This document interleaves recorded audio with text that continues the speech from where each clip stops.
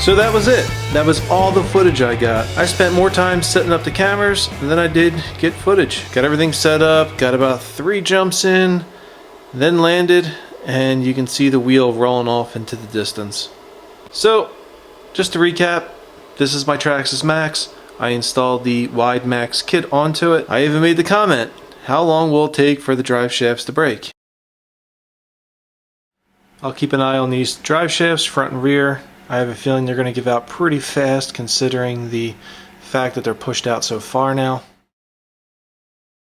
3 jumps.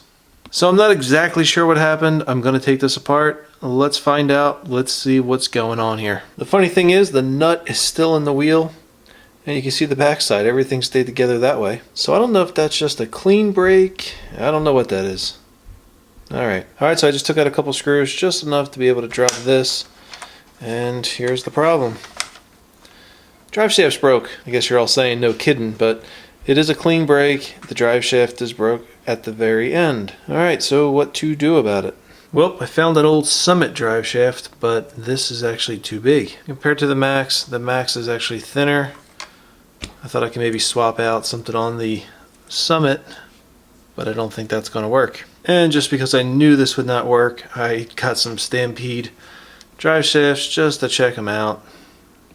But of course these are way too small. So it looks like I'm in the Traxxas for some more money. Looks like I'm going to have to either order the same drive shafts or upgrade to the steel CVDs. I think the CVDs all total, it's about 130 bucks after you buy the drive shafts, the hubs, everything else that you need.